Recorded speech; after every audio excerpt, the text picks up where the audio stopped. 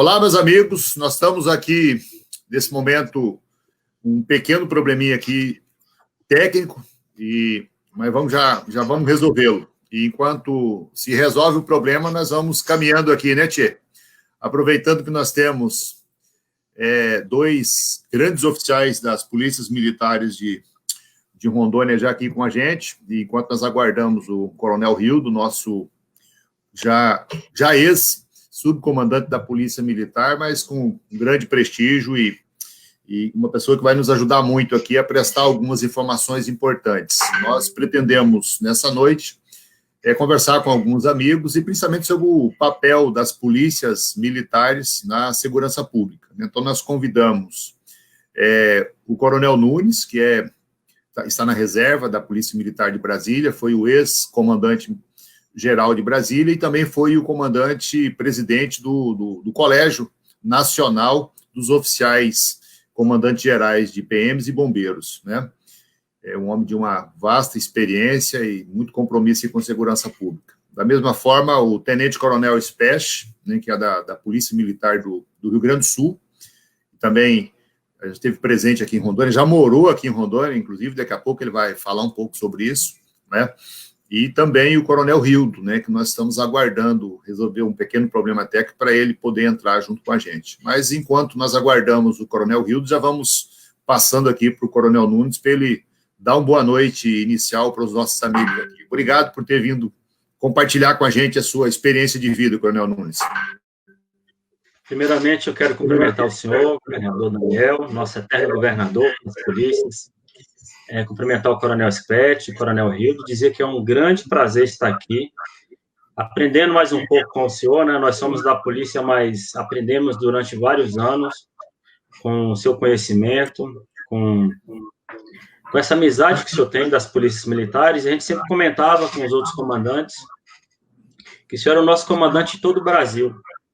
O senhor ajudou as polícias militares de vários estados, se não de todos, governador. Então, mais do que uma honra, é um dever estar aqui, poder prestar um pouco de colaboração aqui, um pouquinho do que eu sei com o senhor. Muito obrigado e matando um pouco a saudade aqui do senhor, do Coronel Spete, do Rio. Estarei sempre pronto aqui à disposição quando o senhor precisar. E um abraço para todos que estão nos ouvindo, principalmente aí para o pessoal de Rondônia. Grandes amigos. E quando nós falamos aqui que nós iríamos receber o senhor, o povo já aplaudiu, ficou em pé para aplaudir aqui, você pode ter certeza disso. Obrigado, governo. Nós que agradecemos, ficamos muito honrados com a sua presença. Coronel Spesh, obrigado, sei que o senhor está aí disse que estava num frio, agora disse que está num calor, eu não sei direito como é que está aí no Rio Grande do Sul, mas é sempre bom recebê-lo por aqui, seja pessoalmente, como já recebemos muitas vezes, seja digitalmente, como estão recebendo agora. Obrigado por ter vindo e suas considerações iniciais aqui para a nossa conversa. Eu que agradeço, governador. Uma boa noite ao senhor, boa noite ao Coronel Nunes, boa noite ao Coronel Rildo. Uma saudação especial a todos os policiais militares, bombeiros militares do amado estado de Rondônia, estado em que, com muita honra, muito orgulho, eu morei. Eu era criança, depois eu conto mais um pouco. E realmente nos últimos 3 anos, eu fui 4 vezes aí a Rondônia, a convite primeiro do vice-governador Daniel Pereira, e nas outras 3 vezes, o então governador Daniel Pereira. Então, faço uma saudação inicial. Tenho certeza que o debate vai ser profícuo, vai ser de alto nível, em virtude, é claro, dos 3 debatedores ao qual eu estou fazendo parte, compondo a mesa, e trazer um pouco da nossa experiência, né, governador? Tanto no trabalho em Brasília, quando tivemos a honra de trabalhar junto com o Coronel Nunes no CNCG, no Conselho Nacional dos Comandantes Gerais, como a vivência que tivemos junto com o senhor em vários momentos, que o senhor como vice-governador e depois como governador, ajudou em muitas polícias militares, bombeiros militares de todo o Brasil, questões fundamentais, não só para a nossa sobrevivência em determinados momentos, mas como no aperfeiçoamento do exercício de várias questões, de vários pontos em legislações infraconstitucionais que nós tivemos aí nos últimos 3 anos, principalmente, e o senhor foi um grande defensor da e sempre defensor da causa dos militares estaduais, e é defensor da sociedade de bem de todo o país. Então, uma grande saudação, e agora que o Coronel Rildo também está presente no nosso debate, fazer o ingresso dele na nossa live aí, uma saudação ao Coronel Rildo, pessoa extremamente fina, cordata, que eu tive a grande satisfação de conhecer na última vez que eu fui em Rondônia, onde eu exercia a nobre função de subcomandante da PM de Rondônia. Uma boa noite a todos e um excelente debate para nós. Coronel Rildo, tudo bem por aí? Você está com o som desligado, Coronel. Agora tudo bem, agora parece que conseguimos nos conectar. Primeiramente, boa noite, doutor Daniel, Coronel Fred, Coronel Nunes. É um prazer estar reunido com os senhores para tratarmos um pouco de segurança pública, falar um pouco de tudo que foi feito no estado de Rondônia, no governo Daniel Pereira, que alavancou a atividade da Polícia Militar. Nós crescemos e crescemos muito, como nós costumamos dizer, nós crescemos naquela época 10 anos em um, né?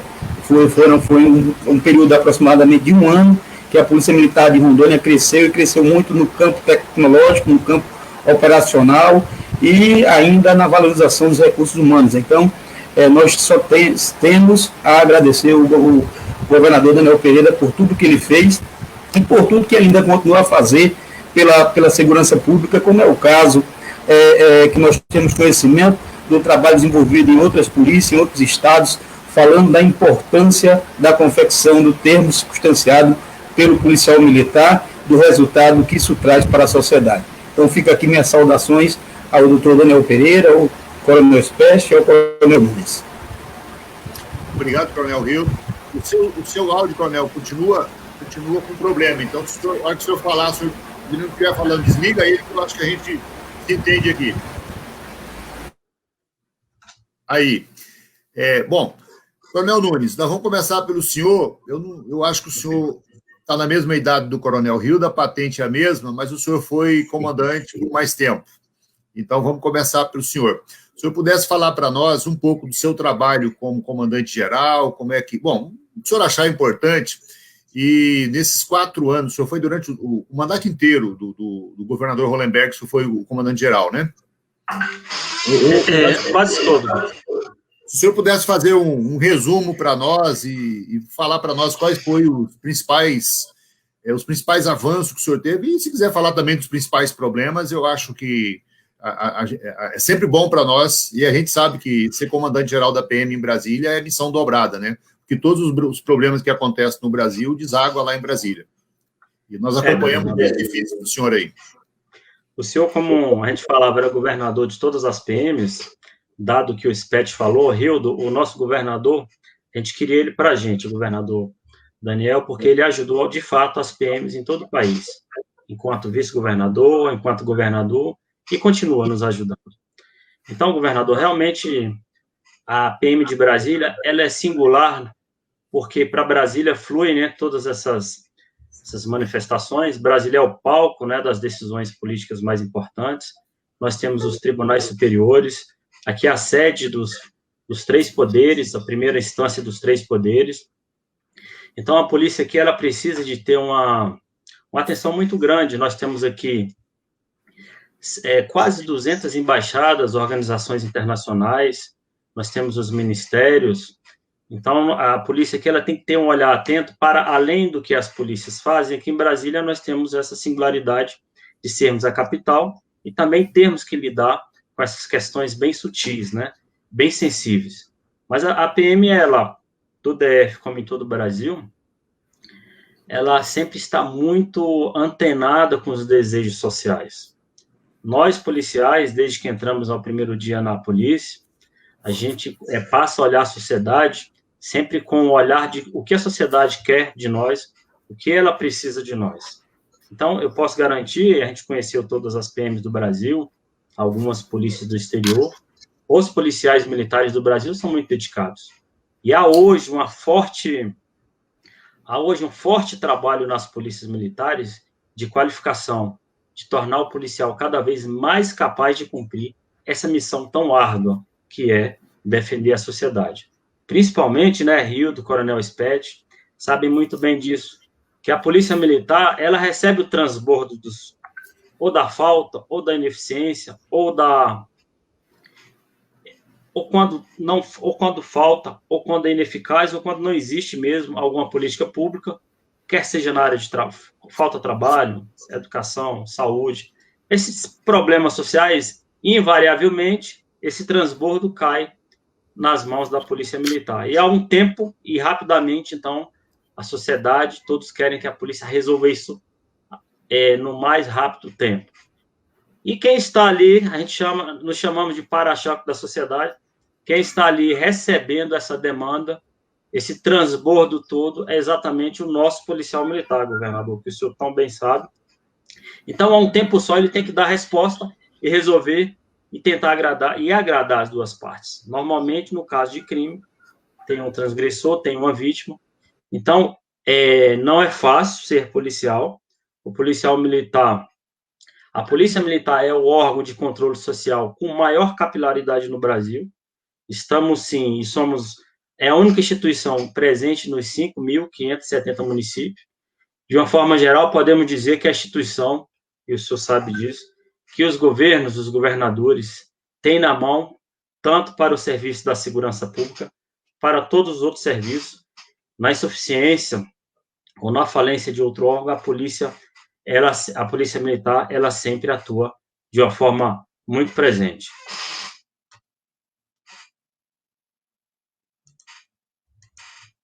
Acho que tive um problema. Não sei se o meu link caiu. Voltou.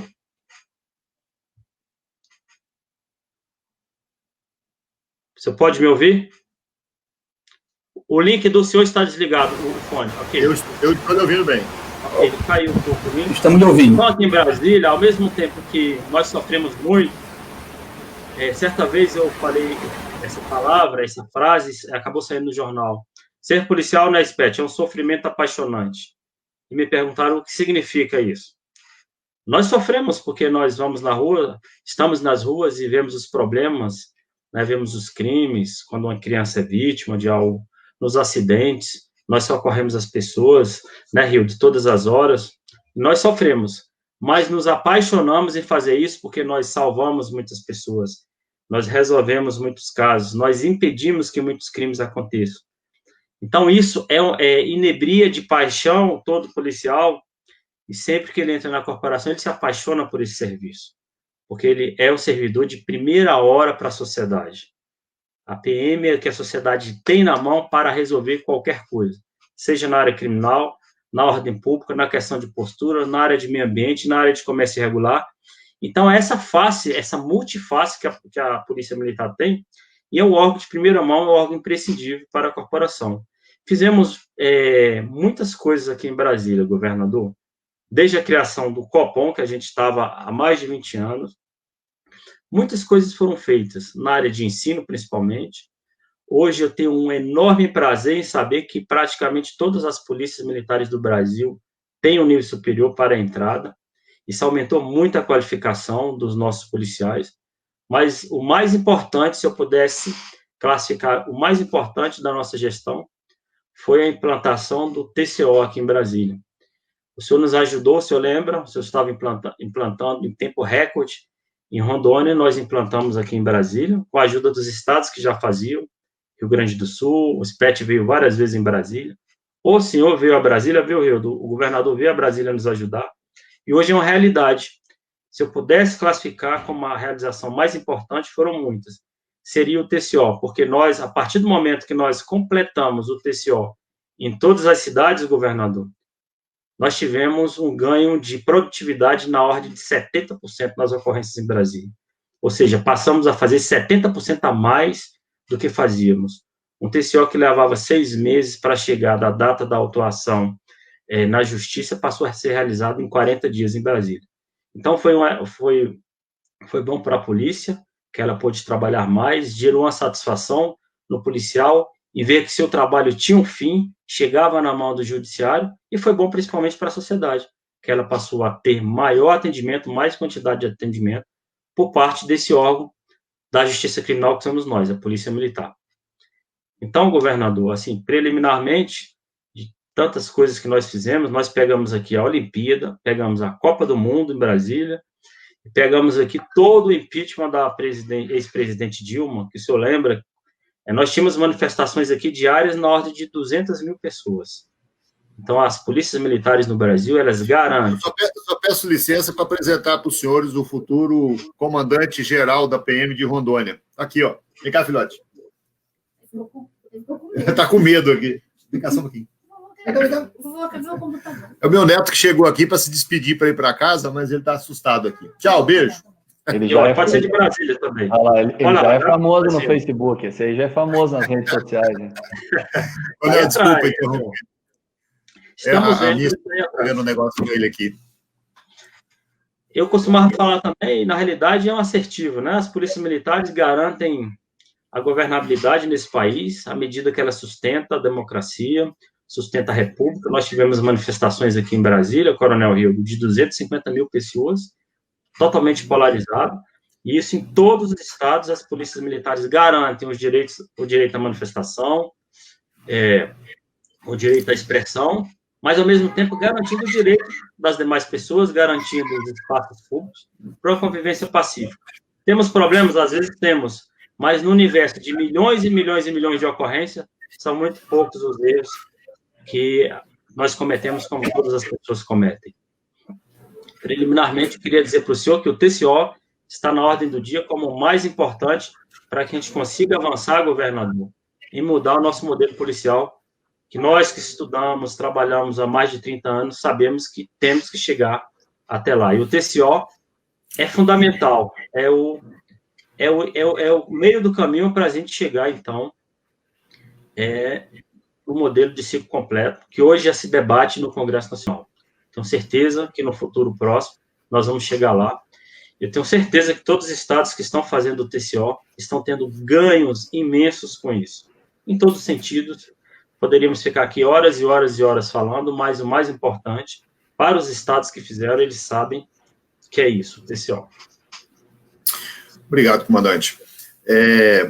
Para quem... É claro que hoje nós estamos falando sobre polícia militar e sobre segurança pública, então é uma linguagem muito, muito específica, né? Então, para quem está nos vendo, que não é policial militar, que não está acostumado com essa linguagem, ou que não é da área de segurança, o TCO que o Coronel Nunes se refere é o termo circunstanciado de ocorrência, né? Que é um procedimento que é adotado nos chamados crimes de menor potencial ofensivo, que são aqueles crimes que a nossa legislação prevê cuja pena não ultrapasse a 2 anos, né?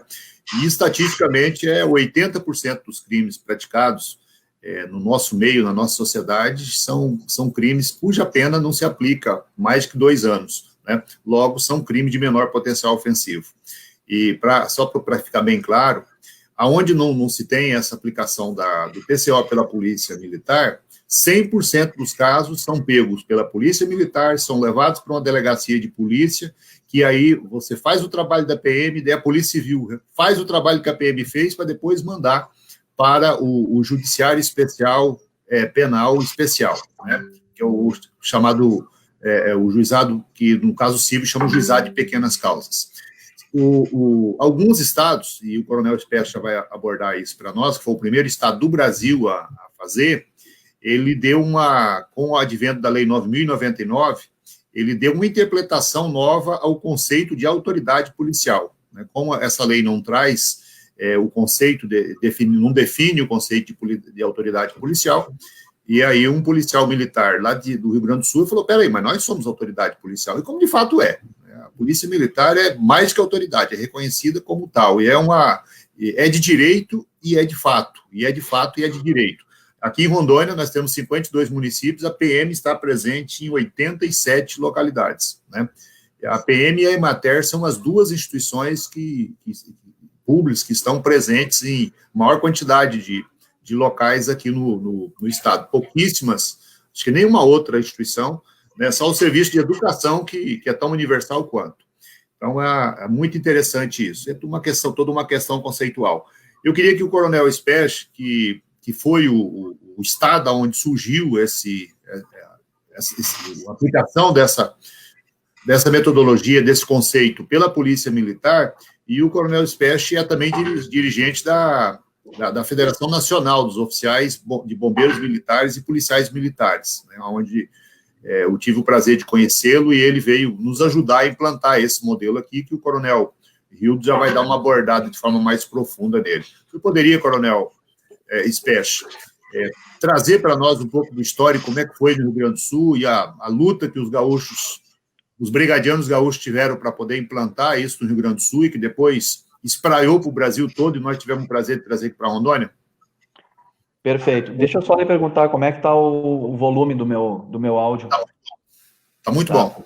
Porque na apresentação eu vi que me informaram aqui que ficou um pouco baixo. Não, agora tá 10. Tá, perfeito. Bom, primeiramente a gente tem que fazer uma análise histórica, né, governador, e ao Coronel Nunes, Coronel Hildo e todos os nossos, as pessoas que estão aqui assistindo essa live, de que nós tivemos profundas alterações com relação ao nosso regime jurídico e principalmente ao papel da Polícia Militar a partir da promulgação da Constituição Federal de 88.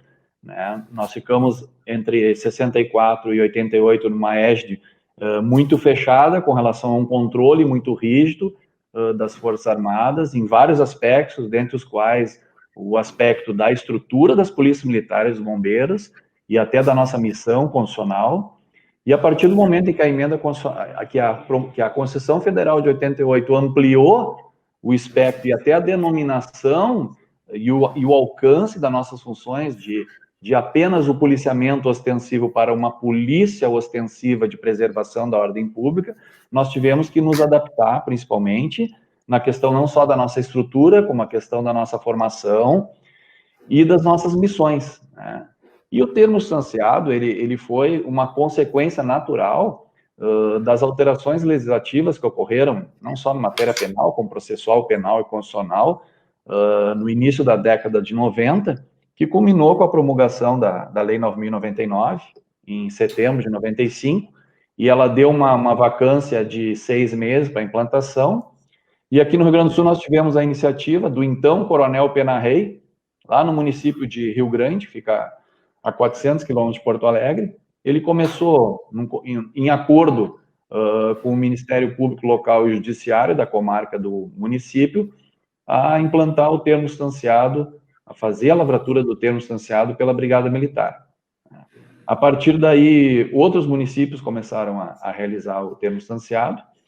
Nós tivemos um intervalo em que, por uma decisão governamental, nós tivemos uma vacância ali de 2 anos, em que não foi feito o termo substanciado, e a partir de 2000, do ano de 2000, a Brigada Militar efetivamente começou a lavrar o termo substanciado em todos os municípios aqui do Rio Grande do Sul.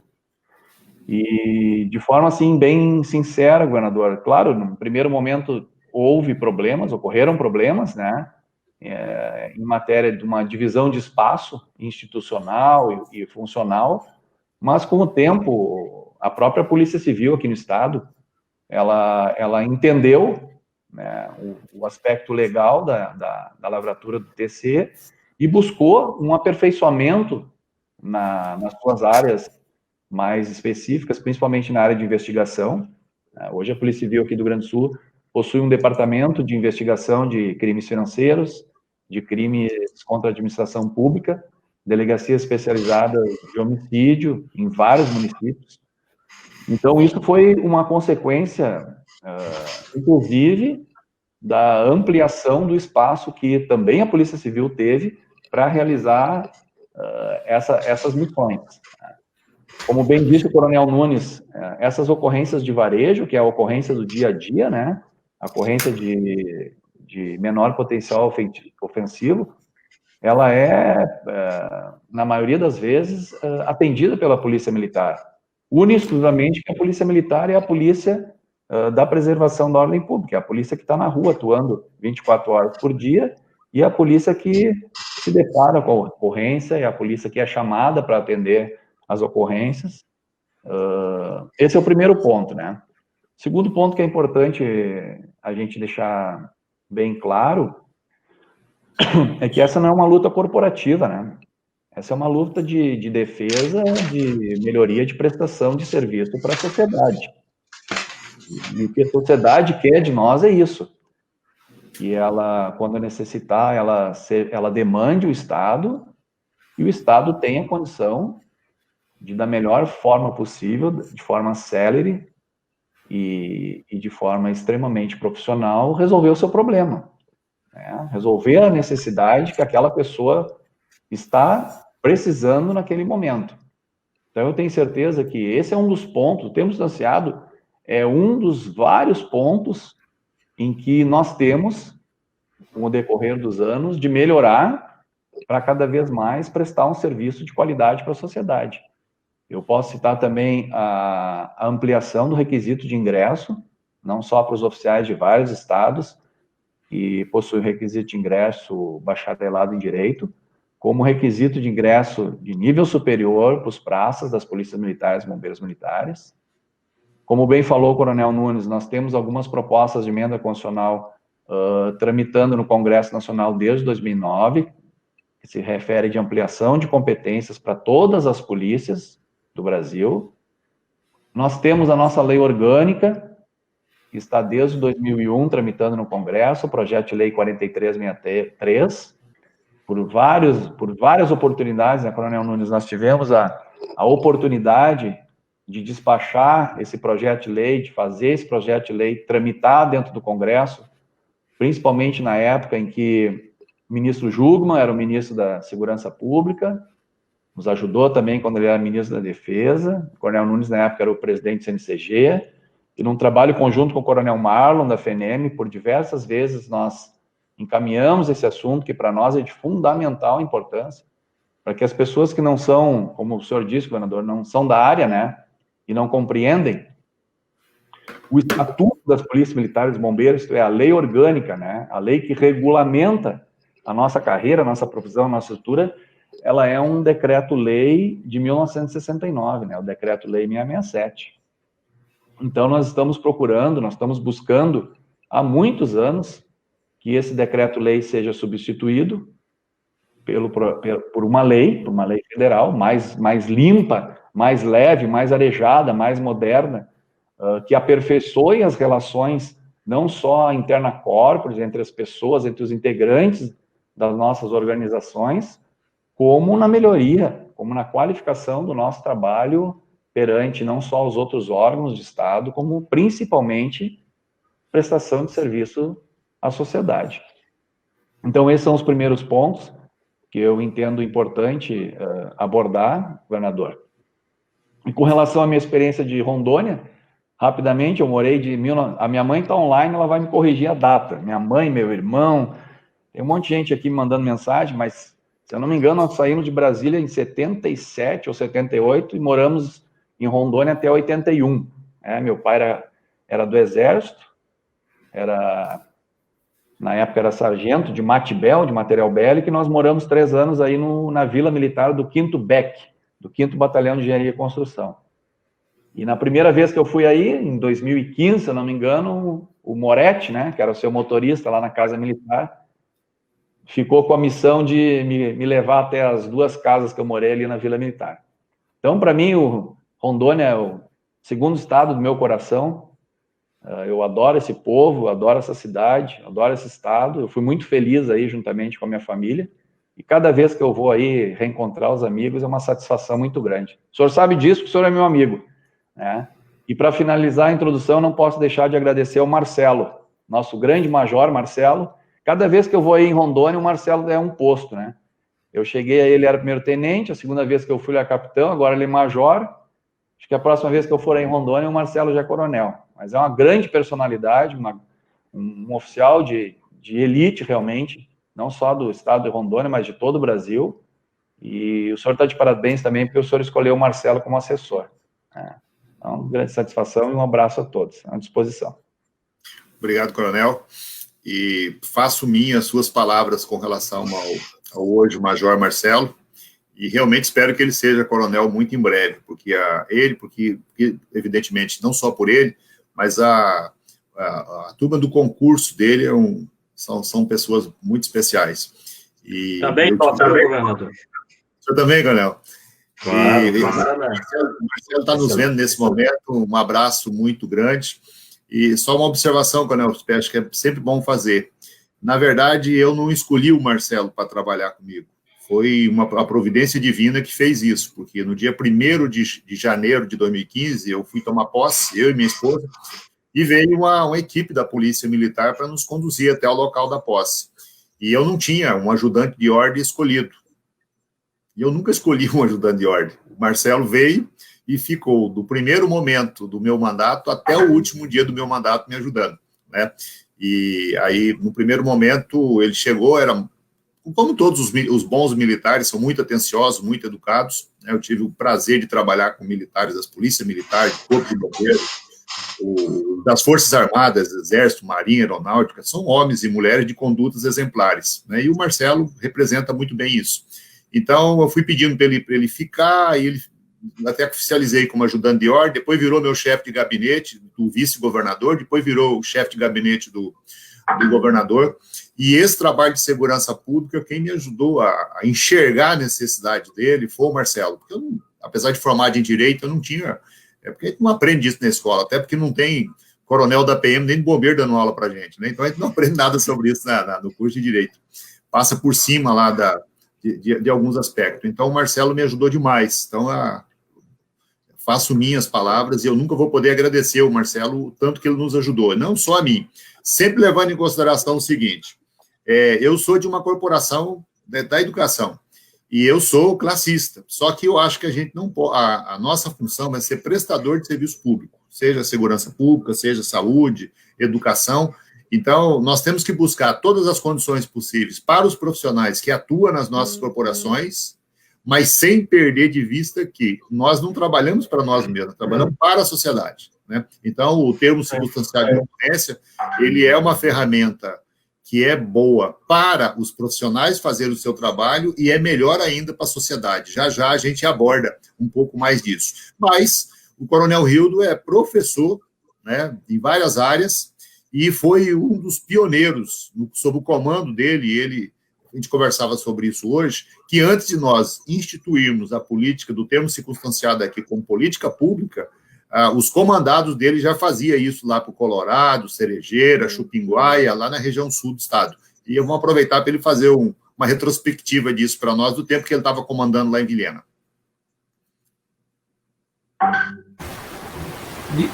De fato, governador, não da minha época de comando de Vilhena ainda, um pouquinho mais atrás, quando comandava a companhia em Colorado do Oeste,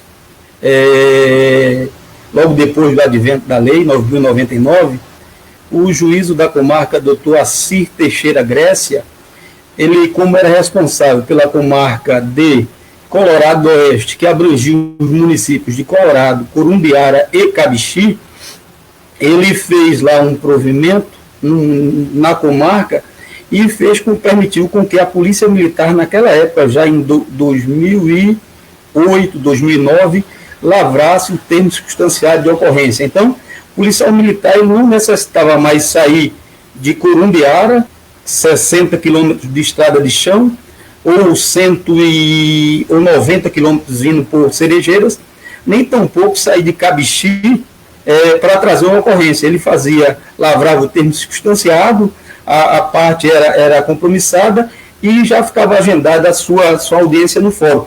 Isso em 2007, 2008, o que também ocorria na comarca de Vilhena, também por instrumento produzido pelo Dr. Gilberto Janazzi, que os crimes de menor potencial ofensivo lá de Chupinguaia, também os policiais militares lá lavravam o termo circunstanciado de ocorrência. Você imagina um município como Chupinguaia, a 150 quilômetros de Vilhena, a época com 50 quilômetros de estrada de chão, toda ocorrência tem que deslocar a guarnição até Vilhena para fazer o registro. Então, naquela época já se foi, um grande ganho para a instituição, né? Até porque os princípios da Lei 9.099 é o quê? A celeridade, né? Se tem a celeridade e que se faça, de fato, se preste um serviço jurisdicional que atenda à sociedade. Agora, para o senhor ter ideia da importância do termo circunstanciado hoje, como está no estado de Rondônia, se a gente pegar aqui a ponta do Abunã, que é a estrada que nos leva ao estado do Acre, nós temos distritos policiais de Porto Velho que estão a mais de 300 quilômetros. Imagine se a viatura tiver que sair lá de Nova Califórnia para vir até Porto Velho fazer o registro de uma ocorrência de termo circunstanciado. Então, são situações que, se de fato nós não tivéssemos o instrumento, essa permissiva para que o policial militar lavasse o termo circunstanciado, nós não teríamos uma resposta a contento a dar à sociedade. Perfeito. Eu quero abordar muitos outros aspectos sobre o trabalho do Coronel Hildo, e juntamente com o Coronel Ronaldo, que fizeram uma das passagens mais brilhantes da história da Polícia Militar de Rondônia, e com começo, meio e fim. Mas daí a nossa iniciativa de promover essas discussões. Nós vamos também promover discussões com outros segmentos da segurança pública. Já conversei com um grupo de delegados, vamos fazer a Polícia Civil também tem um legado muito bom aqui no estado de Rondônia. Eu me lembro que, não sei se foi 2015, 2016, e geralmente polícia, quando aparece no noticiário, não é notícia boa. É problema que aconteceu e a polícia, de uma forma ou de outra, ela está envolvida. Mas o Fantástico, se não me falha a memória, produziu um material a respeito de 2 atos exemplares. Polícia Militar, citou a Polícia Militar de Santa Catarina, assim como poderia ter citado a Polícia Militar naquele momento comandada pelo Coronel Nunes, e citou a Polícia Civil do estado de Rondônia, aqui especificamente na eficácia para apurar crimes de homicídio. Inclusive, foi matéria que deu muita satisfação para nós. E outros eventos e outras ações que foram feitas no governo com Confúcio Moura aos 8 anos, e num período de 4 anos que eu dividi, no primeiro momento, a responsabilidade como vice-governador, depois terminando esse ciclo, e nós vamos fazer também uma discussão com a Polícia Civil, com os delegados, e vamos fazer também com os agentes, até porque a polícia ela tem essa divisão de responsabilidades, e é interessante a gente ouvir cada um desses segmentos. E também os bombeiros, né, que, inclusive, eu tenho algumas coisas que nós não conseguimos implementar porque não deu tempo, mas eu acho que fica bom a gente trabalhar pelo menos as ideias, e os próprios agentes penitenciários, que agora também ganharam a titularidade de polícia penal, e é interessante a gente conhecer melhor o trabalho que esses profissionais fazem, da importância dele para a sociedade, né? Mas não é por acaso que nós poderíamos falar de muitas outras coisas e começamos a abordar o termo circunstanciado de ocorrência, porque nós fomos, de uma certa forma, surpreendidos por uma entidade representativa das polícias militares aqui em Rondônia, que ela entrou com uma ação civil pública para desobrigar a polícia militar a fazer o termo circunstanciado de ocorrência, né? Como advogado, vejo pouquíssimas chances disso prosperar, mas não quero nem discutir o aspecto legal disso, quero discutir outros aspectos. E eu vou, Coronel Nunes, lá no Rio Grande do Sul, onde nasceu, o primeiro TC foi feito, onde que o primeiro policial teve que responder um habeas corpus, que o cidadão correu o risco de ir preso para fazer essa contravenção aí, né? Eu queria perguntar para o Tenente Coronel Specht, dirigente da FENEM, se lá no Rio Grande do Sul seria lógico a gente pensar de uma entidade que defende a Polícia Militar no Rio Grande do Sul tomar uma atitude dessa que foi tomada aqui em Rondônia.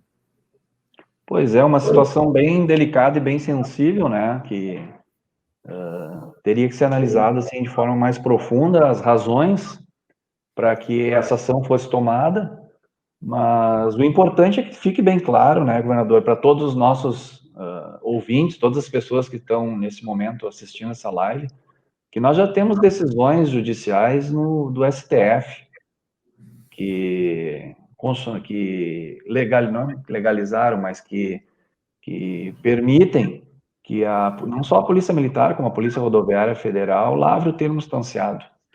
E provimentos de vários tribunais de justiça de vários estados, concedendo à Polícia Militar esse direito, essa competência originária para realizar os feitos. Então, eu tenho certeza que, se houver um diálogo mais maduro por parte dos integrantes dessa associação com o governo ou com as demais entidades que, neste momento, eles estão com algum problema, alguma situação indevida no encaminhamento de algum pleito, que é o que se percebe nesse momento, em que está havendo aí uma dificuldade de se conquistar pleitos anteriormente negociados. Nós não podemos abrir mão de competências legais que nós possuímos, como agentes públicos que nós somos, em troca de qualquer tipo de benefício, seja ele funcional, até financeiro, né? Então, eu também fui pego de surpresa e vou lhe dizer que fiquei bem sentido com essa ação vindo de uma associação de classe integrada por policiais militares, mas eu tenho certeza que para que se resolva essa situação da melhor forma possível, seria importante uma mesa de negociações, né? Para que os integrantes dessa celeuma aí, dessa LIDE, possam, de forma bem madura, sentar, conversar e resolver. Porque só quem perde é a sociedade. Esse tipo de crise que é criada, ela só faz a sociedade perder, porque a sociedade não pode ficar esperando que nós decidamos o que nós vamos fazer. A lei impõe que nós devamos defender a sociedade 24 horas por dia. Então, eu entendo que fica difícil até aprofundar um pouco o debate, em virtude de nós não termos o conhecimento de todos os detalhes que estão ocorrendo nessa situação aí em Rondônia. Mas aqui no Rio Grande do Sul, graças a Deus, nós já estamos com esse assunto bem sedimentado, como eu disse anteriormente. E aqui nós temos já uma maturidade associativa e até da experiência de ter iniciado a lavratura do termo substanciado há muitos anos, de tentar fazer uma mesa de negociação madura com as entidades de classe, com o governo, para chegar sempre a uma melhor solução menos danosa. Porque, como eu repito, quando ocorre esse tipo de situação, só tem um lado que perde, que é o lado da sociedade. Perfeito. O Coronel Nunes, não só como comandante e presidente do Conselho dos Oficiais do Brasil, como também como comandante-geral do Brasil, até porque é uma condição, né, para ser presidente, foi a gestão que implantou esta prática lá em Brasília, e evidentemente que enfrentou problemas. A gente não está dizendo aqui que não tem controvérsias a respeito. Agora, falando como cidadão, que eu era como vice-governador, como governador, e hoje como continua essa condição de cidadão, o Brasil tem mais ou menos 12 mil policiais federais, que exercem funções em todos os rincões do país, e se eles forem fazer cuidar dos crimes de menor potencial ofensivo na República, eles simplesmente só vão fazer isso, eles não vão cuidar dos crimes de maior potencial ofensivo, e eles são muito mais importantes para o país cuidando dos crimes de maior potencial ofensivo. Mas há uma celeuma aí com relação a autorizar e permitir que as polícias rodoviárias federais possam fazê-lo. Mas a Polícia Rodoviária Federal faz TC no Brasil inteiro, né? Faz por entendimento do STF, faz por entendimento do Ministério Público Federal, e os melhores juristas hoje, não conheço nenhum jurista de escopo que defenda ou que seja contrário e que alegue fundamento jurídico, que não seja fundamentação corporativista para não fazer. E a própria Polícia Civil, a gente acompanha, nós temos, Rondônia especificamente, tem aproximadamente 2 mil profissionais da Polícia Civil, que tem uma missão muito importante, e nós temos 5 mil policiais militares. Se nós colocarmos, como nós estamos fazendo aqui em Rondônia, os 5 mil policiais militares para fazer o TCO, eu vou tirar pelo menos a metade da demanda que não leva, que não produz nada, que só gera trabalho lá para a Polícia Civil, para que ela possa aproveitar melhor o tempo dela. Então, o serviço público sempre tem que levar em consideração o princípio da eficiência, que é um princípio constitucional, por sinal, né? Então, já é uma discussão juridicamente superada. Aqui em Rondônia, o Tribunal de Justiça já se manifestou sobre uma ADI promovida pelo Ministério Público, diga-se passagem, foi o único Ministério Público do Brasil a agir dessa forma. O Tribunal de Justiça aqui, de uma forma brilhante, entendimento unânime, falou não, aqui em Rondônia, até porque o próprio tribunal já tinha emitido um provimento que outros estados, como Pernambuco, por exemplo, acabou de fazer agora, essa semana. Nós fizemos isso 5 anos antes que o Pernambuco, que é um estado muito mais antigo que o nosso, né? Então, é uma situação bem consolidada, né? Então, não estou entendendo o posicionamento da corporação, mas é interessante, porque o Coronel Nunes está longe de Rondônia, agora está na reserva, o Coronel Specht já vive uma outra realidade no Rio Grande do Sul, o Coronel Rildo já não está mais no comando geral, já está preparando as gavetas para ir para a reserva, para começar outros projetos na vida dele, né? Mas eu quero deixar aqui uma pergunta. Nós temos pelo menos 1.000 policiais que estão nos vendo nesse momento, policiais militares, lá de Extrema, aqui na divisa com Acre, a Cabixi, né, de Machadinho a Costa Marques.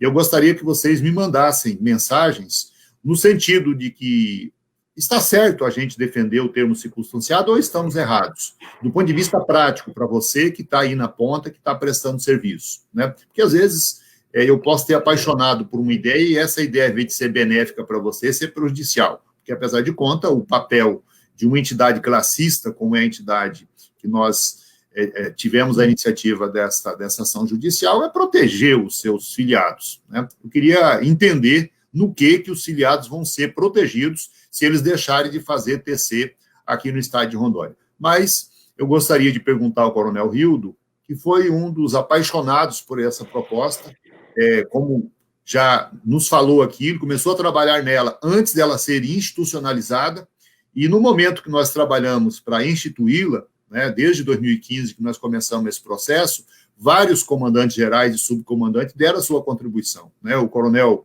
Pletz começou esse processo, o Coronel Kisney deu a contribuição dele, o Coronel Enes deu a contribuição dele, os subcomandantes da época também, mas ela foi consolidada, foi burilada, foi com toda a sua riqueza de técnica e de recursos tecnológicos, inclusive, foi na gestão do Coronel Ronaldo e do Coronel Rildo. E aí eu pergunto para o Coronel Rildo, qual o sentimento, Coronel Rildo, do senhor que trabalhou a vida toda, né, para dotar a nossa Polícia Militar dos melhores instrumentos de trabalhos, e aí, nós estamos errados? O que aconteceu com a gente? Nós perdemos nosso tempo ou está errado quem está movendo esse tipo de ação? Qual é a sua opinião sobre ela?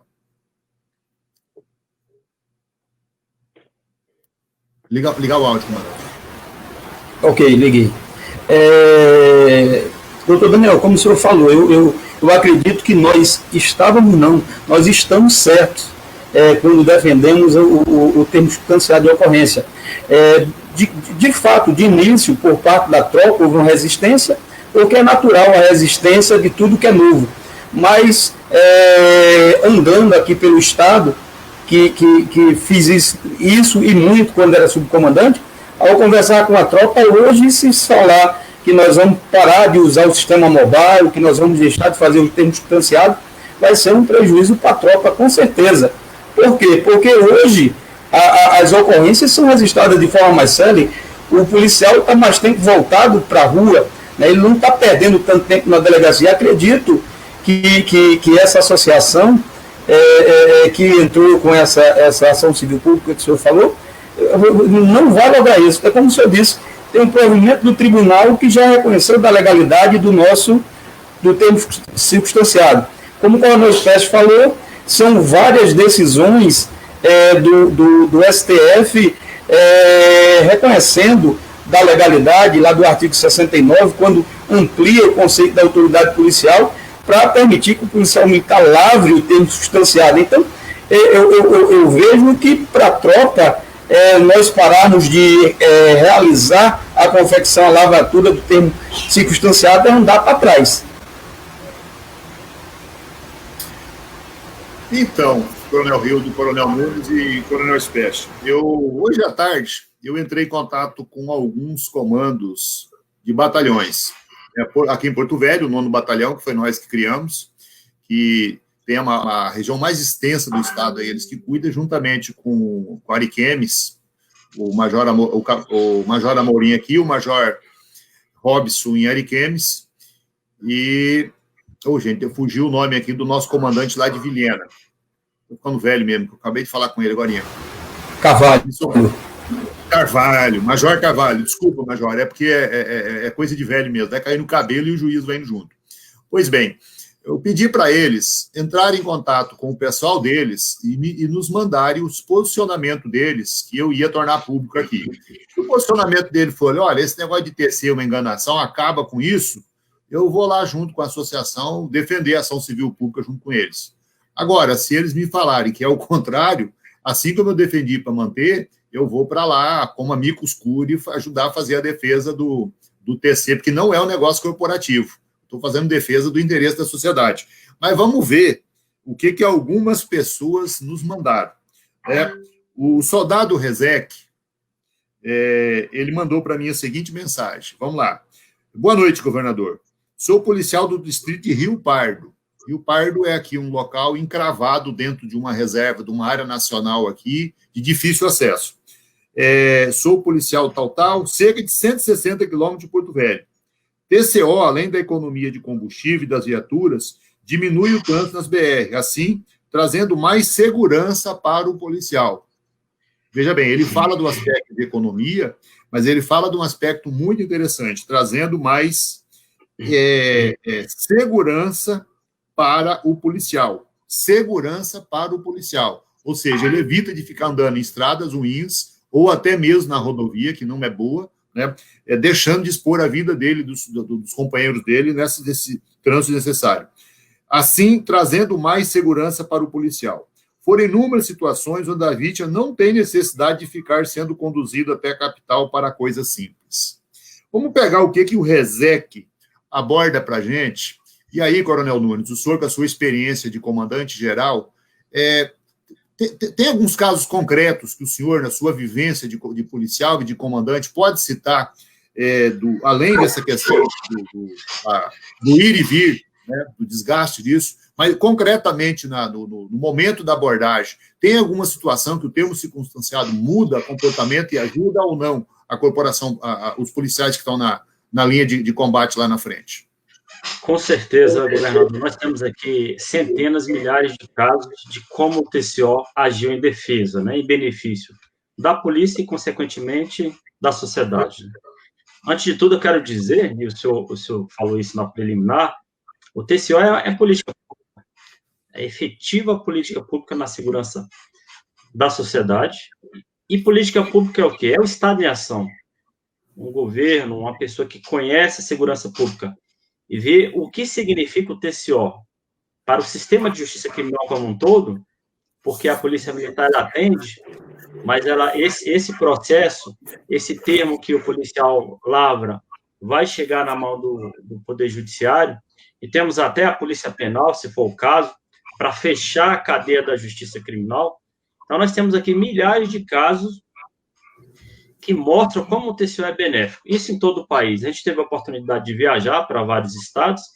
Vou citar o exemplo de Minas Gerais, que tem 853 municípios, Hildo, e somente em 60 municípios a Polícia Civil atende após as 19 horas. Ou seja, praticamente 800 municípios, a polícia tem que se deslocar. E eu conversei recentemente com o deputado Gonzaga, que é de Minas Gerais, o senhor conhece, governador. Nós temos tacógrafo de viaturas com deslocamento de 200 quilômetros para levar uma ocorrência.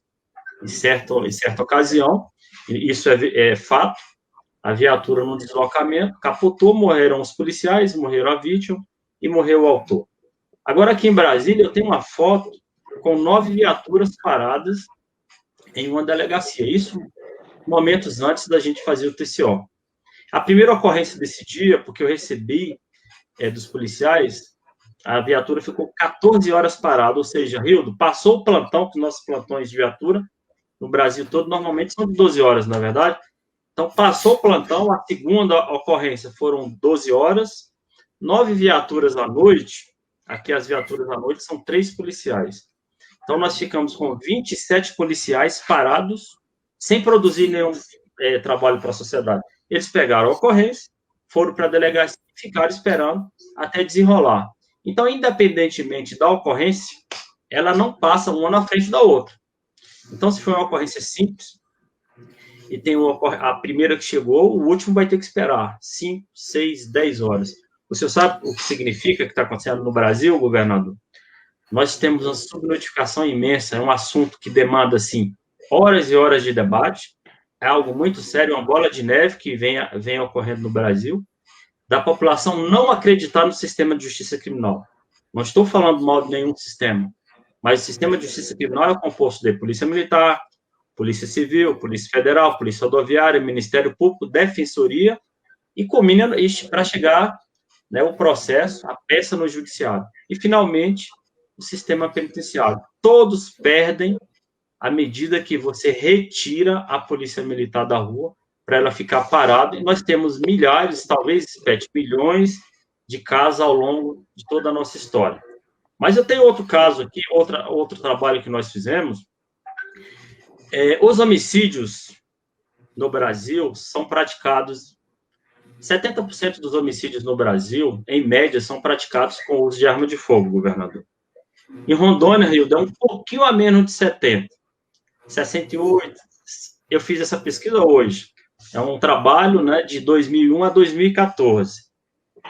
Rondônia oscila um pouquinho abaixo, 68, 69. Teve ano que foi 72, um pouquinho, ligeiramente abaixo de 70%. O DF, governador, ligeiramente acima. E o Rio Grande do Sul, ligeiramente acima de 80% dos homicídios praticados com arma de fogo. Nós sabemos aqui que a Polícia Militar faz apreensão de 80%, 90% das armas de fogo nas ruas. Nós sabemos disso. Então, à medida que o senhor tira os policiais do serviço para ficar parado, eles não vão prender as armas de fogo, que é o instrumento que mais provoca, é o instrumento mais utilizado nos homicídios. Entramos em outra discussão de legalidade, arma legal, não, mas a pesquisa nos mostra sim, que a arma de fogo é o instrumento mais utilizado, em média 70% no Brasil. E entre 80% e 90%, quem faz essas apreensões são os policiais militares, porque eles estão na rua, porque eles acompanham a dinâmica do crime na rua, porque eles têm a celeridade nas viaturas. Então, ele conhece o modus operandi ali de cada lugar, cada rincão desse país. Então, quando a gente pega o policial e algema o policial, engessa o policial parado na delegacia, nós estamos perdendo de várias formas. Agora, isso significa milhões e milhões e milhões de reais. Milhões em combustível. E essa conta, até o papel higiênico, entra nessa conta. Então, fica parado e ele não está na rua. Mas o pior de tudo é porque em várias cidades o policial, no deslocamento, a cidade fica sem a segurança. Ele tem que fazer o deslocamento para levar e aquela cidade fica todo o seu plantão sem o policiamento. Eu queria dizer que o STF já julgou isso em 9 ocasiões, ele já ratificou o poder das polícias militares e Polícia Rodoviária Federal 9 vezes lavrarem um TCO. O Conselho Nacional do Ministério Público, que é composto por 14 procuradores da República, eles julgaram a ação em que os 14, de forma unânime, falaram que as polícias militares devem lavrar o TCO. Por esse, eu sou capaz aqui de enumerar pelo menos 100 motivos, governador. Nós estamos estudando isso há muito tempo, todos nós que conhecemos.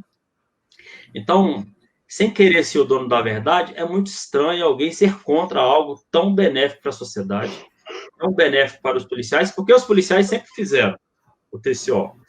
O boletim de ocorrência, a diferença de um boletim de ocorrência para um TCO, nada mais é do que a vítima falar que quer continuar com a ocorrência e o autor se comprometer a comparecer no juízo. Do resto, o nosso boletim, Rildo, não é isso? O nosso boletim de ocorrência já traz toda a ocorrência. Então, não é nada demais, não sei quais são os motivos, Não sou dono da verdade, mas por mais de... Nós temos quase 30 anos estudando esse assunto. Eu acho que a questão jurídico-técnica não é. Aí o Estado tem que... Política pública é o Estado em ação. O senhor fez muito bem quando viu essa possibilidade. Eu afirmo que não tem nenhum Estado hoje, governador, que o governo, por inúmeros motivos, tenha condição de dobrar o efetivo das polícias militares ou polícia civil. Mas o TCO representa 50% imediatamente dos primeiros 6 meses. Seria como os governadores, em 6 meses, dobrarem o efetivo das polícias militares. Isso não é possível do ponto de vista de contratar policiais, comprar viaturas. Nós sabemos os problemas, não só financeiros, de logística, de formação, mas o TCO possibilita isso.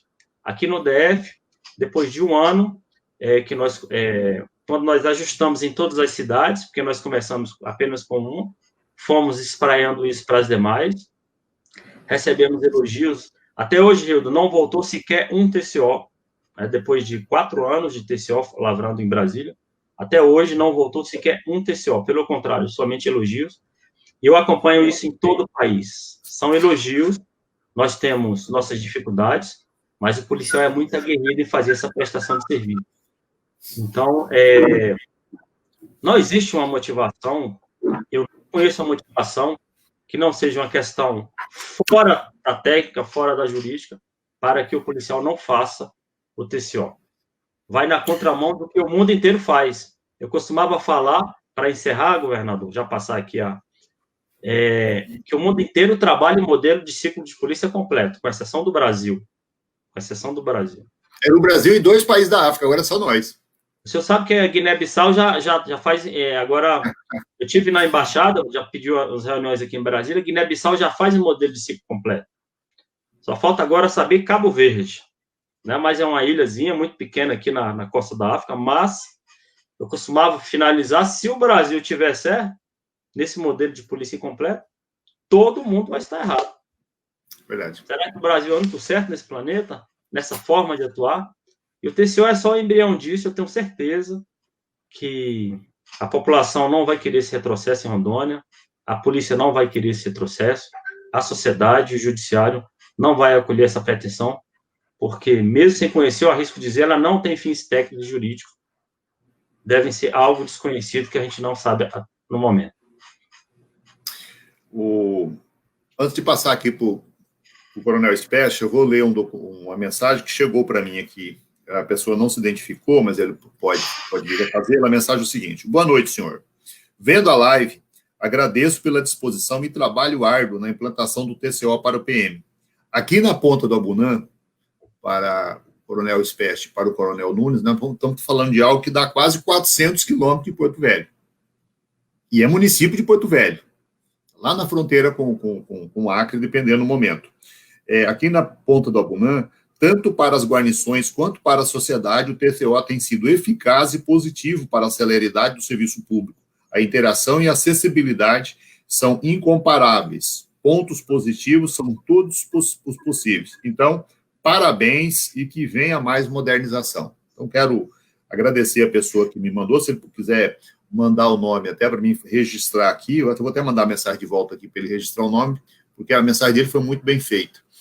Bom, Coronel Specht, a experiência vivida de vocês aí do Rio Grande do Sul, porque eu não quero abordar aspecto de economia, porque quem entrou com essa iniciativa, ele não está pensando em aspecto de economia, porque se for pensar, é o contrário. Se voltar ao sistema que era anteriormente, nós vamos gastar muito mais. Se está tentando buscar aumento salarial para a corporação, vai aí viabilizar isso. O Coronel Rildo, que conhece os números aqui, vai nos ajudar. Mas a nossa intenção é colocar o TC, já para essa entidade, a defesa do interesse do serviço público não interessa, não vem o caso, vem ao caso um interesse imediato e corporativo. Eu estou tentando entender qual é, até porque às vezes é algo louvável e eu estou errado e eu quero ajudar a defender boas causas. Para o teu policial aí, Coronel Specht, ele está lá na ponta da rua e ele tem que pegar um cara à força para levar para a delegacia se não tiver TC. Aumenta ou não aumenta a possibilidade desse policial ter que enfrentar, começar um enfrentamento físico que pode virar uma agressão para o cidadão que vira uma ação contra o policial, ou o próprio policial pode ser vítima disso. que tu tem de concreto aí com relação ao Rio Grande do Sul sobre isso? Eu gostaria de começar falando um ponto muito importante que o Coronel Nunes citou, que é a questão da segurança da própria guarnição, quando ela necessita deslocar por um longo trajeto, por muitos quilômetros, conduzindo uma ocorrência, num turno de serviço, muitas vezes, em que ele já está virando a noite trabalhando e pega uma ocorrência, por exemplo, na madrugada, e ter que deslocar para outro município, e muitas vezes conduzindo a vítima e o autor na mesma viatura. A maioria dos nossos municípios no interior dos estados são municípios pequenos, com 2, 3 mil habitantes. A guarnição de serviço, geralmente, ela é composta por 1 ou 2 PMs e uma viatura. Então, nesses casos, esse policial militar vai ter que conduzir as partes a uma delegacia, muitas vezes, autor e vítima, ainda naquele clima belicoso da ocorrência, né? Conduzindo num mesmo veículo, muitas vezes os dois no banco de trás, e o policial militar dirigindo para conduzir essas vítimas, essas partes, né? E também concordo, Coronel Nunes, não devemos entrar não só no aspecto econômico, da celeridade e da economia que esse processo traz para o Estado, mas principalmente pela qualidade da prestação de serviço. O que nós temos que fornecer para a sociedade é qualidade na prestação de serviço, é qualificação do nosso sistema de inteligência, aperfeiçoamento do nosso sistema de inteligência, melhora das nossas estruturas de tecnologia e outros aspectos, como principalmente a formação do nosso policial militar e bombeiro militar. Isso não tem nada de corporativo, isso sim é buscar que o nosso policial militar e o nosso bombeiro militar seja formado da melhor forma possível, porque é isso que a sociedade precisa, de agentes públicos cada vez mais qualificados, mais preparados e com uma estrutura de resposta melhor para que ele, sociedade, resolva o seu problema, tenha o seu problema resolvido pelo Estado. Então, esse ponto que o senhor toca, governador, aqui, nós temos 497 municípios no Rio Grande do Sul. O Rio Grande do Sul ele não é um estado com uma área muito grande, como outros estados, mas ele é um estado que possui muitos municípios. Então, para os senhores terem uma ideia, nós possuímos pelotões, companhias, batalhões, comandos regionais, regimentos, em todos os 497 municípios do estado. Então, a estrutura da Polícia Militar aqui no Rio Grande do Sul ela é muito capilarizada. Então, nós temos que dar para esse policial militar as condições plenas para que ele exerça o seu serviço da melhor forma possível. Outro ponto que o senhor tocou a respeito, e vamos voltar ao assunto da lide aí que está ocorrendo no Estado, e eu acho que o Coronel Nunes tocou muito bem qual é o objetivo de nós retornarmos a um status quo que não vai trazer benefício, não só para a Polícia Militar, como para a sociedade. E enquanto os senhores estavam falando, aí, tanto o nosso governador como o Coronel Nunes, eu estava acompanhando aqui as mensagens, e as mensagens que os policiais militares aqui estão postando, e que eu sei que são de Rondônia, porque eu conheço a maioria aqui, são de defesa da lavratura do TC. E que quem está escrevendo aqui são soldados, são sargentos, são tenentes, que são os policiais militares que estão mais diretamente atuando no atendimento de ocorrência. E, para finalizar essa parte da minha fala, eu não posso deixar de saudar, doutor Daniel, o coronel N. de Dias, que fez uma manifestação aqui agora, e representando a turma Showa 2018, uma saudação a Eline Braga e ao Tiago Bentes. Então, referenciando esses dois, eu saúdo aquela maravilhosa turma lá de Showa de 2018, que eu tive a grata honra e satisfação de ministrar uma palestra para eles aí. Obrigado, coronel. O senhor é cidadão rondoniense, tanto igual nós. E também somos adotivos, então somos todos adotivos. E também já citei o trabalho do coronel N de reforço, né? E o coronel Pretz também, né? Não posso deixar de referenciar o coronel Pretz, né? Todo o pessoal, né? O coronel Pretz, o coronel Kisney, né? O coronel N, E aí o próprio Coronel Almeida, que está agora na corporação, que é o comandante-geral, que também tem uma folha de serviço das melhores, né? Nós temos um oficialato muito bom, está à altura da função e com certeza vai fazer um grande trabalho, um grande comando. Mas o outro soldado aqui, o soldado PM Soares, ele está lotado em Vista Alegre do Abunã. Vista Alegre do Abunã dá uns 300 quilômetros de Porto Velho. Então, é 300 quilômetros para ir e 300 para voltar. Então, se ele tiver um problema lá, que ele tem uma viatura na localidade, ele tem que ficar 300 horas para voltar, mais o tempo que ele ficar aqui. Então, brincando, 3 horas, se ele tiver que atravessar lá e não acertar a balsa, que ainda tem uma balsa, pode demorar mais ou menos 40 minutos, 1 hora.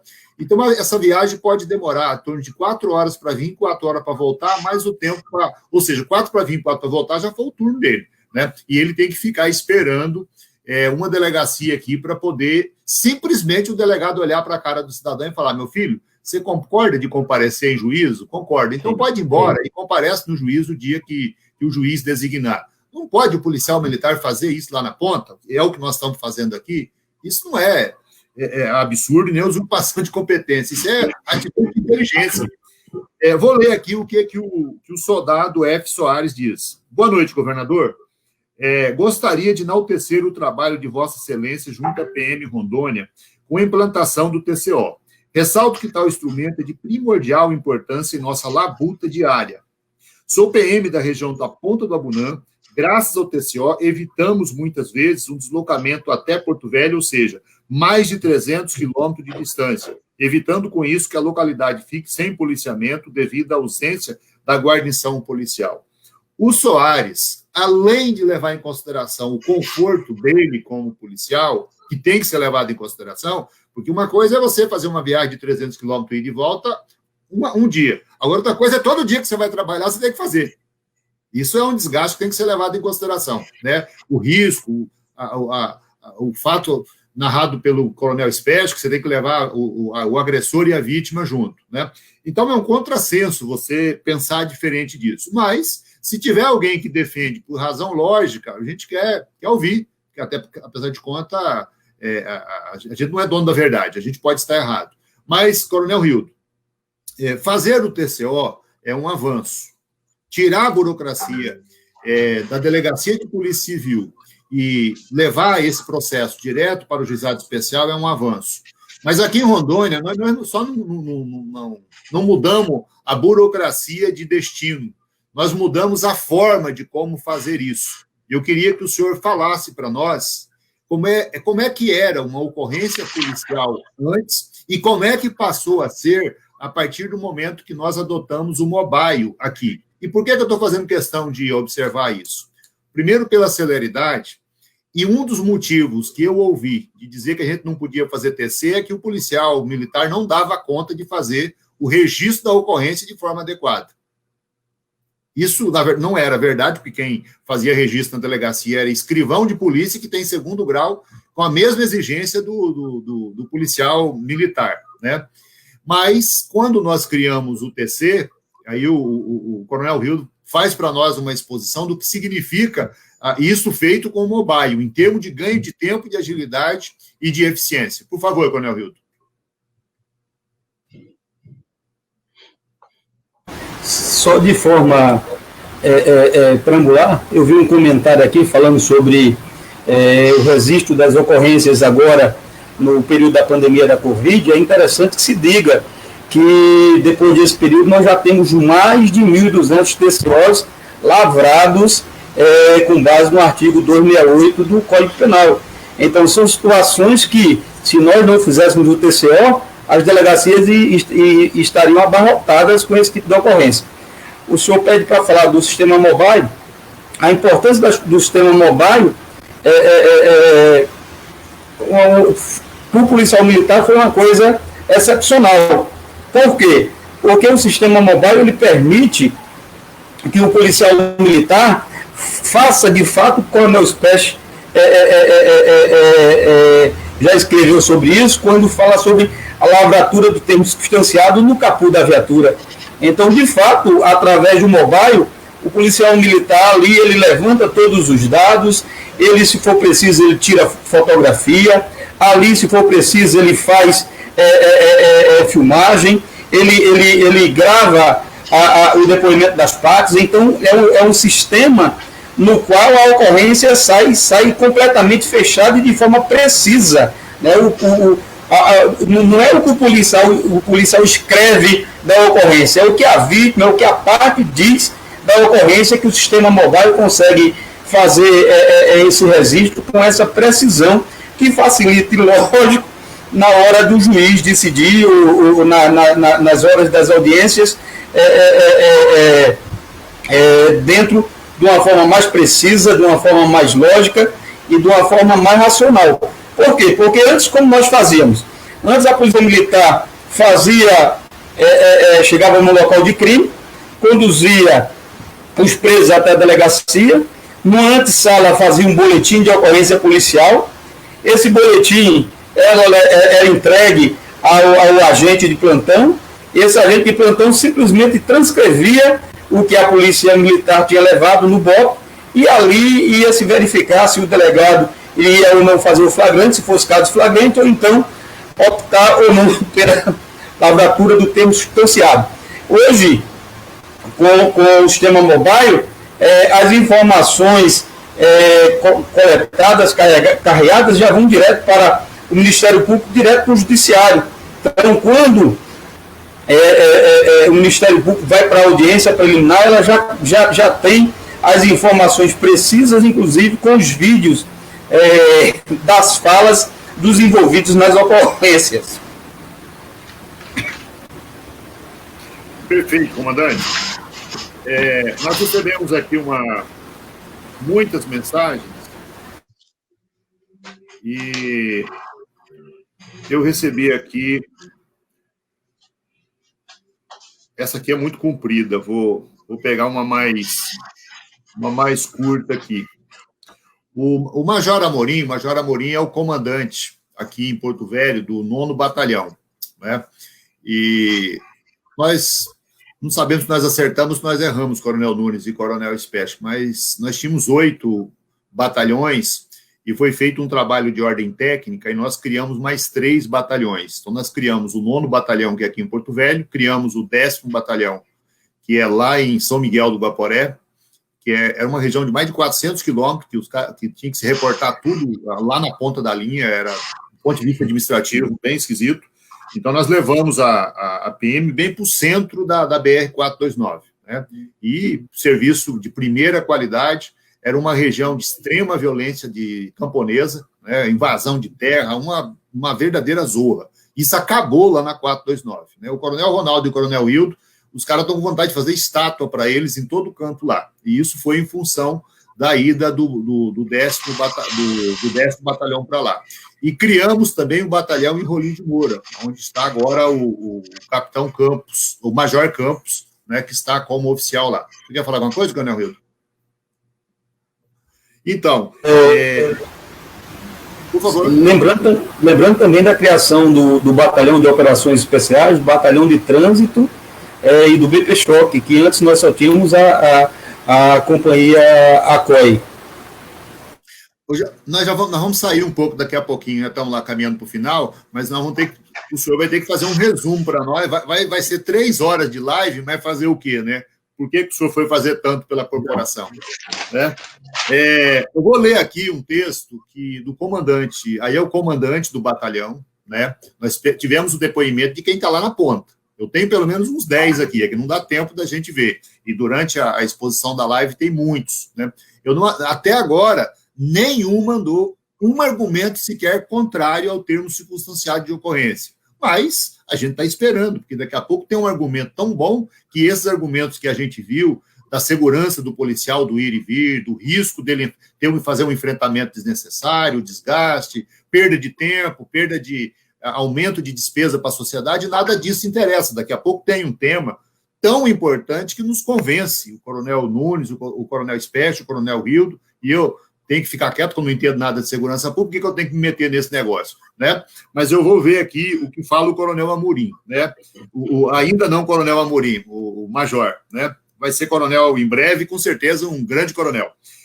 Como não falar do TCO, somente comandando uma unidade que possui mais de 400 quilômetros de extensão e, por essa ferramenta, conferir aos policiais a possibilidade de um serviço de melhor qualidade, além de segurança a ele proporcionada e não haver mais a necessidade de deslocamento até a capital para o registro da ocorrência. Então, o Major Amorim, o comandante aqui do batalhão, reforça, e deixar de fazer o TCO seria deixar de pensar na tropa.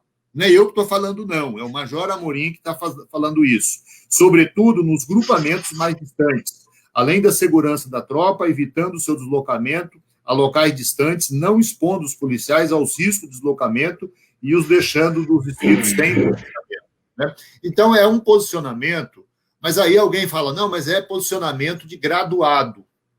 É posicionamento de graduado em consonância com o posicionamento de cabos, sargentos e soldados que estão esparramados nas 87 localidades do estado de Rondônia.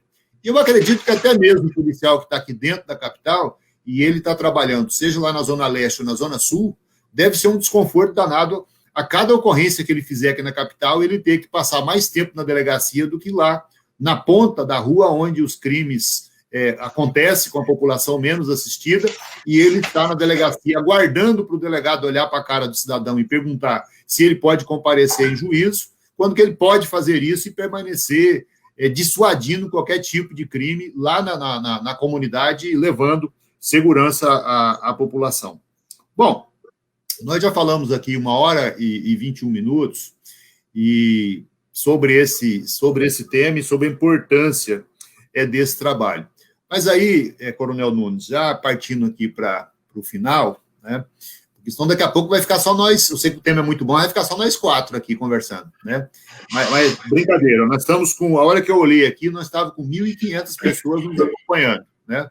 A popularidade nossa está aumentando bastante aqui, porque 1.500 pessoas nos vendo, nós nunca conseguimos fazer um evento para colocar 1.500 policiais dentro de um local para a gente poder conversar com eles. E agora, graças ao coronavírus, que acelerou as nossas vidas, trouxe muito problema, mas trouxe algumas coisas boas também, né? O que o senhor acha, Coronel Nunes, que o governo federal poderia fazer para a gente melhorar a oferta de serviço público de saúde, de segurança, a partir não só do termo circunstanciado de ocorrência, como outras iniciativas também, que somadas poderia dar mais eficácia, mais presença e um combate mais efetivo à criminalidade no país. É claro que eu sou um cidadão que a Polícia Civil, a Polícia Militar, as polícias de uma maneira geral, eu não posso atribuir somente a elas a redução de criminalidade. Os fatores sociais, oferta de trabalho, escolaridade, tudo isso implica, né, que é responsabilidade pública também, e que com certeza repercute. Basta a gente ver, por exemplo, os estados que têm os menores índices de criminalidade no Brasil, São Paulo e Santa Catarina, e não é por acaso, tem os melhores índices sociais do país também, né? Então, uma coisa está quase que diretamente ligada uma à outra, mas com a sua experiência de vida, de oficial, de ex-comandante, de presidente do CNCG, o que o senhor acha que o governo federal atual poderia fazer para, sem gastar dinheiro novo, sem arrumar aquilo que não se tem, com aquilo que ele tem à mão, ele poder melhorar a segurança pública? Então, governador, muitos falam que com dinheiro na mão é fácil, né, de fazer as coisas, mas quando a gente parte para a política pública, nós fomos gestores, ou eventualmente estamos na gestão, sempre temos esse problema a dificuldade em relação ao orçamento financeiro nos governos. Antes disso, eu queria deixar uma informação, que eu disse, Rildo, que antes do TCO, nós temos ocorrências aqui em Brasília com viaturas passando de 14, 15 horas parado na delegacia. E a partir do momento que nós passamos a fazer o TCO, aqui são 20 minutos, as viaturas preenchem a ocorrência e liberam todas as partes, até porque estão condizentes com o que fala a Lei 9.099, que não prevê a prisão àquele que se predispõe a comparecer em juízo em data e hora marcada. Então, esse é o espírito da Lei 9.099, sem entrar no mérito dos preceitos da lei. Governador, essa lei, nós temos um professor que fala que nós temos políticas públicas de segurança, que são os fatores exógenos, a saúde, a educação, o lazer, o emprego, ou seja, todos esses fatores sociais, eles estão interrelacionados com a segurança pública.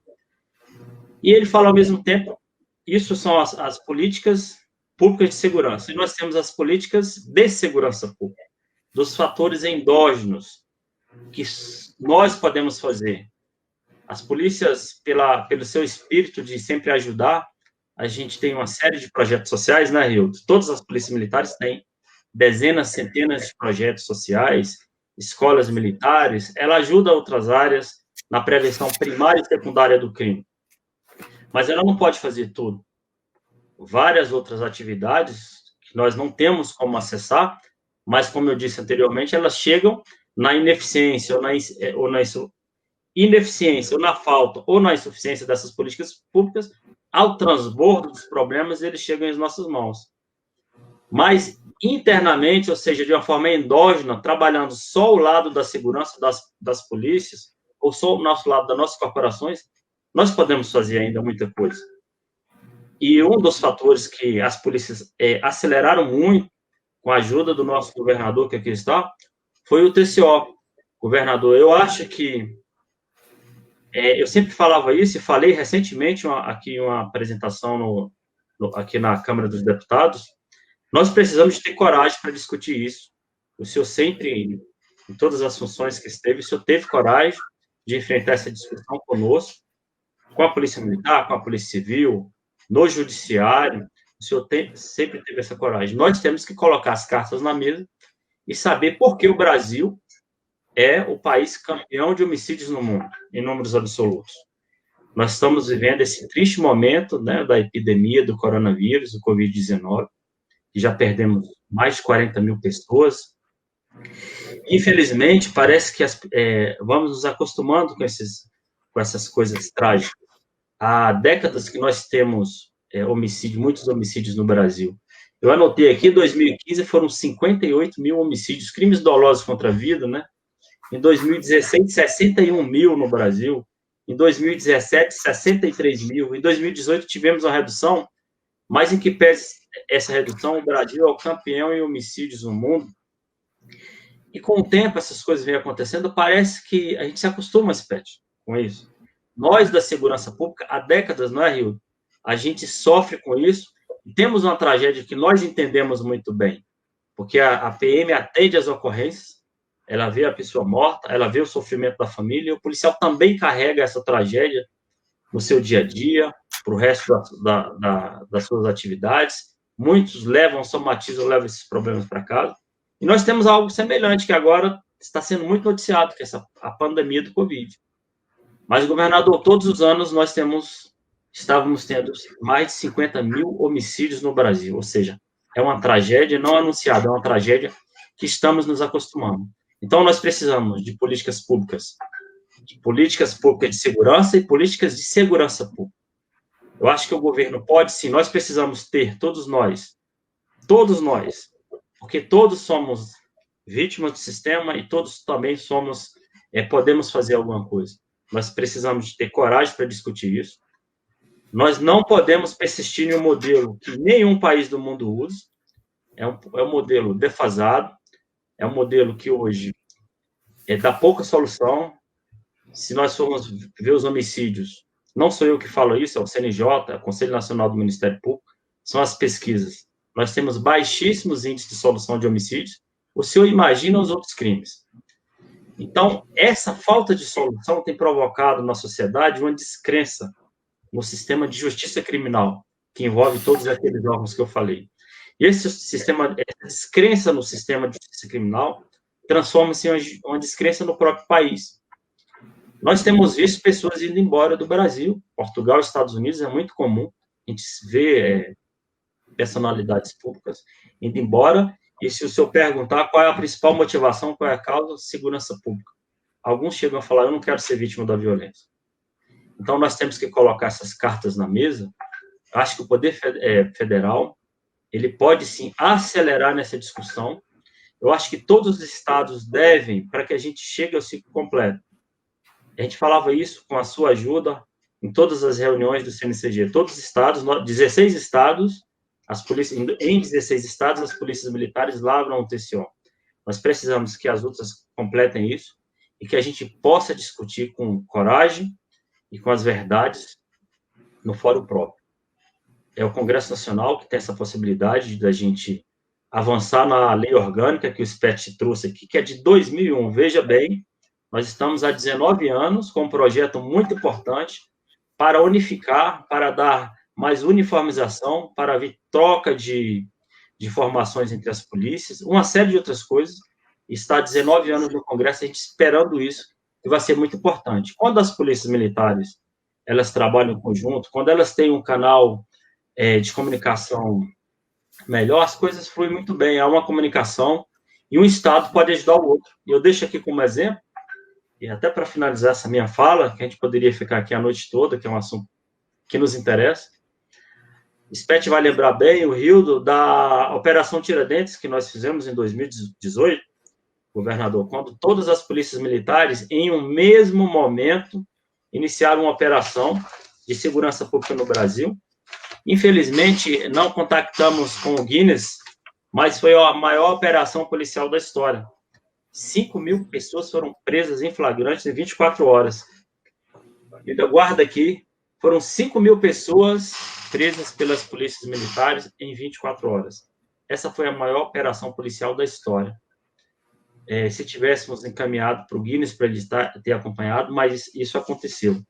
Foram 902 veículos roubados ou furtados, recuperados em 24 horas.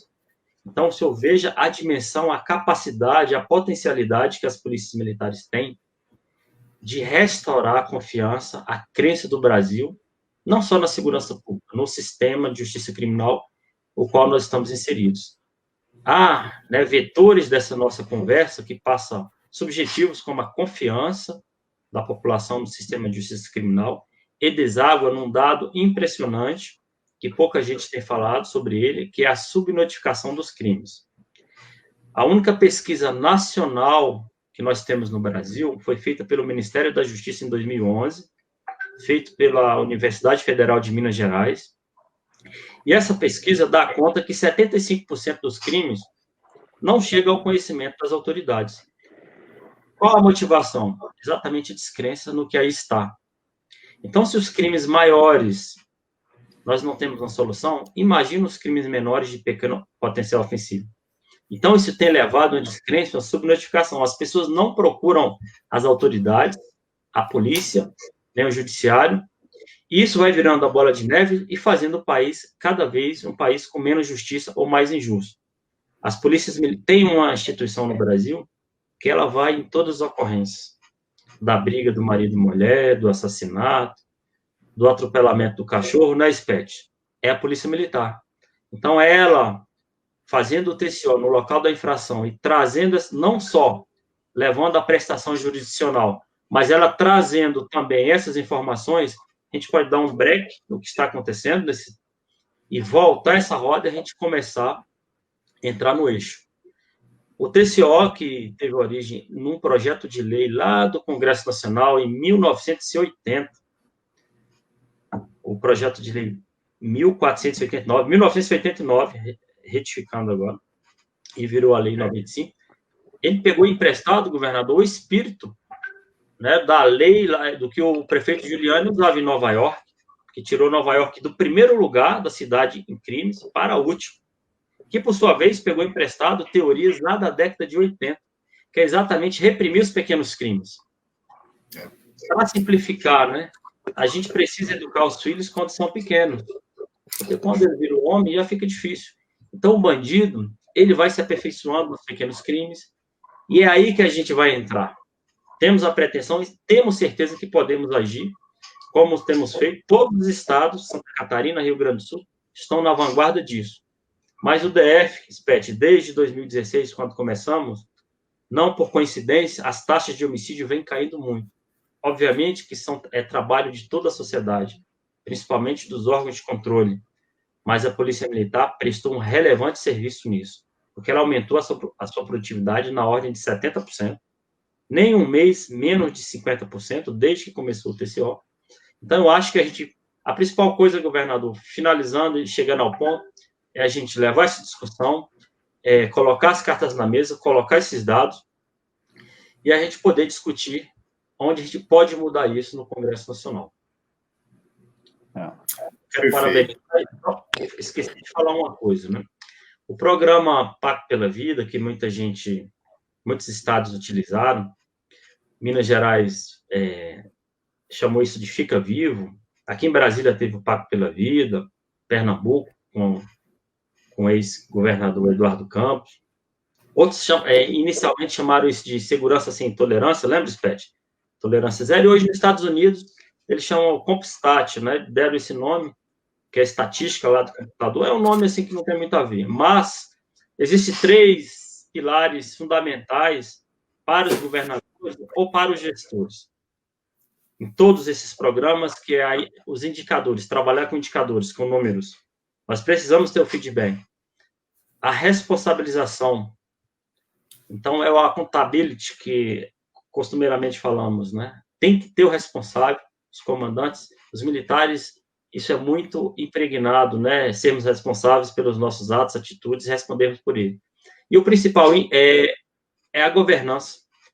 É o gestor, e aí o senhor é o exemplo máximo disso, sentar na ponta da mesa e saber o que está falando. Porque os policiais vão ter a quem levar as informações e vão ser cobrados por quem conhece o assunto. Então, esses 3 pilares, indicadores, responsabilização e o principal, governança, quem se predispõe, né, a ser um governador, a ser gestor, ele tem que ter a capacidade de estudar o assunto, cobrar, mas também ajudar os operadores da segurança pública. Então, o senhor foi o exemplo máximo disso, porque não só no seu estado, o senhor participou conosco em todos os estados do Brasil, nos ajudando. Então, muito obrigado em nome de todos os policiais. Eu quero deixar aqui um abraço, se essa for a minha última fala, a todos os policiais, e queria fazer um agradecimento a todos os PMs aqui em Brasília. Eu queria dizer que todas as nossas associações aqui de Brasília estiveram conosco nessa grande empreitada que foi a aplicação do TCO, e faço esse agradecimento.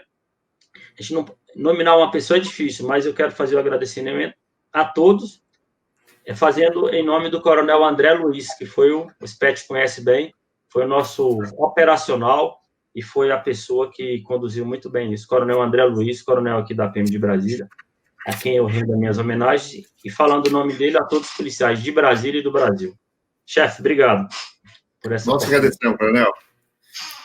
Coronel Spech, acabamos de nomear o senhor secretário nacional de Segurança Pública, a responsabilidade é sua. O que dá para fazer para a gente propor para o presidente da República para a gente melhorar a segurança pública, evidentemente, a partir do olhar da Polícia Militar, que é o olhar que o senhor tem treinamento e qualificação para ele? Bom, em primeiro lugar, eu tenho certeza que o presidente da República não faria isso, não cometeria esse desatino de me nomear secretário do Senasp. Nós temos que compreender que nós estamos passando por um fenômeno mundial, uma crise social, uma crise sanitária que não ocorria desde a Segunda Guerra Mundial. Então, o mundo vai ter que se reinventar a partir daí. Logo aí na frente, nós vamos começar a ter uma crise muito sensível na área econômica, já estamos tendo, na verdade, que vai desaguar numa crise social muito, muito perigosa, muito danosa, que vai repercutir numa crise de segurança pública. Nós estamos vendo que essa pandemia do Covid-19, como bem citou o Coronel Nunes, ela vai trazer reflexos muito profundos na nossa sociedade. E eu entendo que o sistema de segurança pública vai ter que se reinventar para saber canalizar essas novas demandas sociais que vão surgir a partir de então.